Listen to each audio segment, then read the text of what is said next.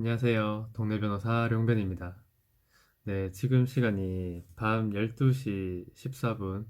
네, 퇴근하고 지금 옷도 못 갈아입었는데, 피곤해서 지금 눈이 잘 안 떠져요. 다크서클.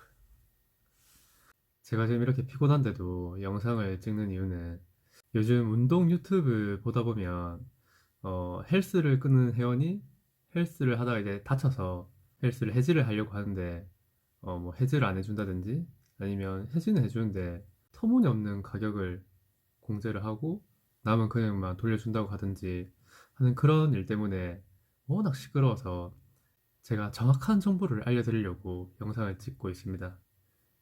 이 영상만 보시면 앞으로 헬스장 이용하시다가 좀 손해보는 일은 없으실 거예요. 제가 법에 근거해서 정확히 말씀드릴 테니까 끝까지 꼭 시청해 주시기 바랍니다. 네, 이제 여름이 좀 다가오다 보면은 다들 헬스장을 끊잖아요. 그래서 헬스를 열심히 하려고 막 3개월 아니면 6개월 좀 심하신 분들은 1년짜리 회원권을 끊기도 합니다.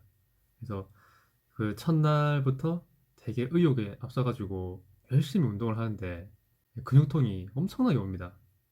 자기가 한 번도 쓰지 않았던 근육들, 평상시에 쓰지 않았던 그런 근육들이 갑자기 막 놀래가지고 다음날에 일어나기도 힘들고 운동 가기가 너무 싫어지는 상황이 발생을 합니다. 아니면은 헬스를 끊고 나면 이상하게 약속이 생겨요. 뭐 친구들을 갑자기 만나야 한다든지 평상시에 하지 못했던 일들을 갑자기 해야 되는 상황이 발생을 합니다. 이런저런 뭐 여러 가지 이유 때문에 헬스장을 자기 의사와 다르게 나는 분명히 운동을 하고 싶은데 어쩔 수 없이 헬스장 이 회원권을 이제 종료를 해야 되는 상황이 발생하는 거죠.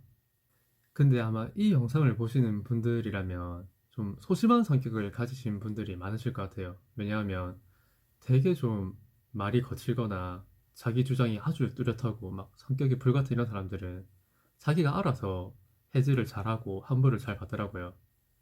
내가 지금 돈을 얼마 내는데 내가 지금 이제 환불을 하려는데 왜 안 해주냐 하면서 막 행패를 막 부리고 헬스장 영업을 막 못하게 하다 보면은 헬스장 그 관장 입장에서는 그냥 이거에 돈 드릴 테니까 그냥 가세요. 네, 이렇게 하고 환불을 해주기도 하니까 그런 분들은 아마 이런 영상 안 보실 텐데 이제 지금 이 영상을 보시는 분이라면 내가 내 권리를 좀 정당하게 큰 소리 내지 않고 좀 제대로 받아보고 싶다. 아마 이런 분들일 테니까 그래서 그런 분들이 계약을 이제 해지를 하려고 하다 보면 맨 처음에 계약서를 한번 보시겠죠. 근데 계약서를 보면은 뭐 해지가 안 된다고 나와 있거나, 뭐, 환불이 불가하다고 나와 있거나, 뭐, 심한 경우는 처음 PT 끊을 때랑은 다르게, 1회당 뭐, 50만 원으로 갑자기 가격이 바뀌어가지고 그렇게 작게 기재가 되어 있거나, 하여튼 뭐, 이상한 그런 내용을 담은 계약서를 보게 됩니다. 그럼 또 마음이 소심해져가지고, 뭐, 말도 할 수 없고, 결국은 뭐, 3개월 동안 뭐, 하루 이틀밖에 안 가고, 그냥 그 회원권을 방치시켜야 되는 그런 상황이 이제 발생하게 되는데, 그럼 어떻게 환불을 받아야 되냐? 자, 제가 이제 순서대로 알려드릴게요. 우리나라 법 중에 방문 판매 등에 관한 법률이라는 법이 있습니다. 제가 앞으로는 줄여서 방판법이라고 할게요. 네, 그 방판법 제2조 제10호에 보면 계속 거래라는 것이 정의되어 있는데 이 계속 거래라는 것이 무엇이냐? 같이 한번 조문을 읽어보면 1개월 이상에 걸쳐 계속적으로 또는 부정기적으로 재화 등을 공급하는 계약으로서 중도에 해지할 경우 대금 환급의 제한 또는 위약금에 관한 약정이 있는 거래를 말한다. 헬스장 회원권을 끊는 게 이거랑 똑같죠? 예, 그래서 헬스장 이용권을 끊는 게 이런 계속 거래에 해당해서 방판법에 적용을 받게 됩니다. 그래서 방판법 제31조에 따라 헬스장 회원이라면 언제든지 그 회원권을 해지를 할 수가 있습니다. 근데 딱 그 계약서를 보면 뭐 해지 불가 뭐 이런 내용이 있습니다. 그럼 그 해지 불가라는 그런 조항 때문에 그 회원은 계약을 해지를 못하게 되는 것이냐? 그건 아닙니다. 방판법 제52조를 보면 제목부터 딱 우리들을 위한 조문이에요. 소비자 등에게 불리한 계약의 금지. 너무 믿음직스럽지 않습니까? 네, 그 조문을 같이 한번 보면 제30조부터 제32조까지의 규정 중 어느 하나를 위반한 계약으로서 소비자에게 불리한 것은 효력이 없다. 아까 제가 뭐라 그랬어요? 방판법 제31조에 보면 계약을 언제든지 해지할 수 있다고 했죠. 근데 지금 방판법 제52조에 보면은 그러한 규정을 위반한 것으로서 소비자에게 불리한 것은 효력이 없다. 이렇게 규정하고 있습니다. 이뿐만 아니라 약간의 규제에 관한 법률이라고 또 뭐 다른 법률이 있는데 이 법률 제6조에 보면 또 뭐라고 나와 있냐면 제1항에 신의성실의 원칙을 위반하여 공정성을 잃은 약관 조항은 무효이다. 그리고 제2항을 보면 약관의 내용 중 다음 각 호의 어느 하나에 해당하는 내용을 정하고 있는 조항은 공정성을 잃은 것으로 추정된다. 어떤 게 공정성을 잃은 것으로 추정이 되느냐? 제1호에 고객에게 부당하게 불리한 조항은 공정성을 잃은 것으로 추정한다고 나와 있습니다. 그러니까 고객 입장에서는 그 헬스장 회원 계약을 해지를 하고 싶은데 만약 해지를 못하게 한다. 그럼 당연히 고객에게 부당하게 불리한 조항이기 때문에 이 법률에 따라서도 계약을 해지를 할 수가 있게 되는 것입니다. 그럼 도대체 얼마를 환급받아야 되느냐? 이게 이제 제일 중요한 문제인데 우리가 이제 중요하게 생각하는 것은 뭐 돈 때문에 이런 게 아니라고 하지만 막상 따져보면 돈이 제일 중요하잖아요. 내가 낸 돈을 제대로 받아야 되잖아요. 어떻게 번 돈인데, 맞죠? 그래서 이에 관한 기준으로서는 공정거래위원회에서 소비자 분쟁 해결 기준이라는 것을 내놓았는데 이 소비자 분쟁 해결 기준에 의하면은 위약금 10%를 물고 내가 이때까지 이용한 헬스 기간만큼 그 기간만큼의 금액을 공제를 하고 나머지 금액은 환급받을 수 있다. 이렇게 규정하고 있습니다. 그러면 그 공제 기준 금액이란 건 도대체 무엇이냐? 금액이라는 게 여러 가지가 있을 수 있잖아요. 예를 들어서 어떤 헬스장은 1일 입장권이 10,000원인데 한 달 이용권을 끊으면은 뭐 3만 원이다. 아니면 5만 원이다.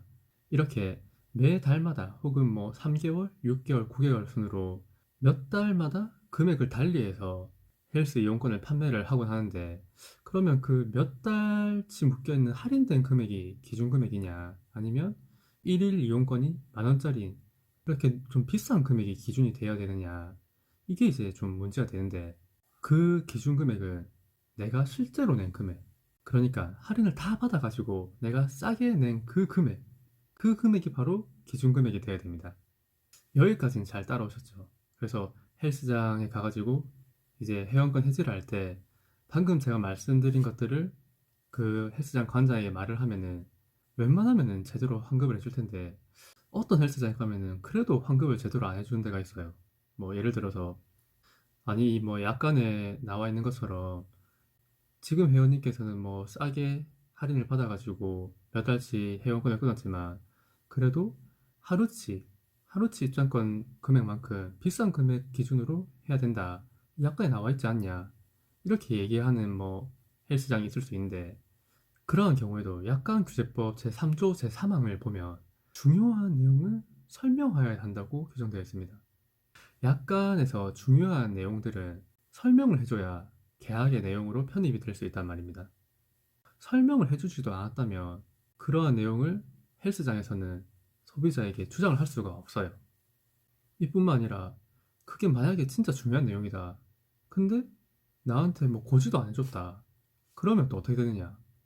약관 규제법 제34조 제3항 제2호에 따라서 500만 원 이하의 과태료를 물게 됩니다. 약관에 나와 있는 규정이라 하더라도 이렇게 효력이 부정될 수가 있는데 약관에 나와 있지도 않은 내용을 가지고 막 억지를 부리는 그런 관장들한테는 당연히 더더욱 그런 말은 들을 필요가 없습니다. 네, 이뿐만 아니라 위약금을 좀 과다하게 달라고 하거나 아니면은 뭐 대금을 함부로 안 해주는 그런 데도 있을 수가 있는데 그런 경우에는 1,000만 원 이하의 과태료를 물게 됩니다. 또 계약 해지를 했는데도 아무런 조치를 안 해준다. 이러면은 또 역시 1,000만 원 이하의 벌금을 물게 됩니다. 그러니까 뭐 내가 이렇게 해지를 했는데도 아무런 조치를 안 해준다 하면은 구청이나 수사기관에 신고를 해서 우리가 정의 구현을 할 수가 있다는 말입니다. 요즘 밖에 나가보면 헬스장이 엄청 많은데 그렇게 많은 헬스장이 이제 막 너도 나도 이렇게 생기다 보니까 좀 과장된 광고를 하는 경우가 많은 것 같아요. 그래서 어떤 헬스장 같은 경우에는 그 헬스장 트레이너가 자기 자신은 뭐 남성 호르몬, 이 호르몬을 컨트롤할 수 있다. 가능한가 이게? 하여튼 뭐 남성 호르몬, 여성 호르몬 뭐 이런 거를 컨트롤할 수가 있다. 이렇게 이제 하시면서 영업을 하신 분도 있는데 뭐 그분 얘기를 또 들어보니까 사실 그런 건 없다. 이렇게 또 말씀을 하시더라고요. 근데 이렇게 호르몬을 컨트롤할 수 있다고 하면서 영업을 해가지고 PT 고객을 끌어들였다.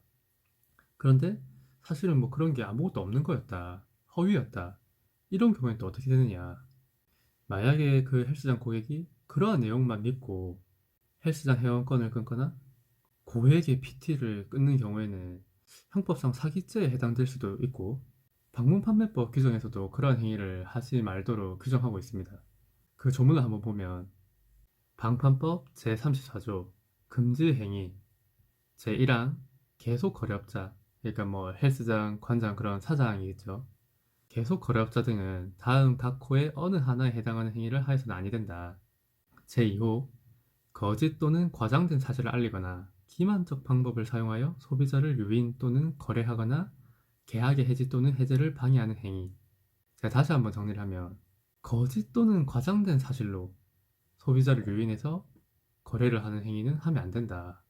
그러니까 그런 막 특수한 신비로운 뭐 마법 같은 능력이 없는데도 그러한 게 있다고 하면서 이제 회원을 모아가지고 PT를 끊게 하는 그런 행위는 하면 안 되는 겁니다. 만약에 그런 행위를 했다. 그럼 또 어떻게 되느냐? 방문판매법 제61조 제1항 제2호에서는 그러한 행위를 한 경우에는 2년 이하의 징역 또는 5천만 원 이하의 벌금에 처할 수 있다. 이렇게 규정하고 있습니다. 그렇게 막 과장을 하거나 거짓된 내용으로 장사를 하지 말란 말입니다. 이때까지 제가 헬스장에서 해지를 할 때 좀 제대로 자기 권리를 찾는 방법을 알려드렸는데 이번 여름은 해지를 하는 것보다는 그 회원권을 그대로 끝까지 이어가서 다들 몸짱이 되는 여름이 됐으면 좋겠습니다. 저도 빨리 운동하고 자야 되니까 오늘 영상은 이것으로 마치겠습니다. 이상 동네 변호사 용변이었습니다.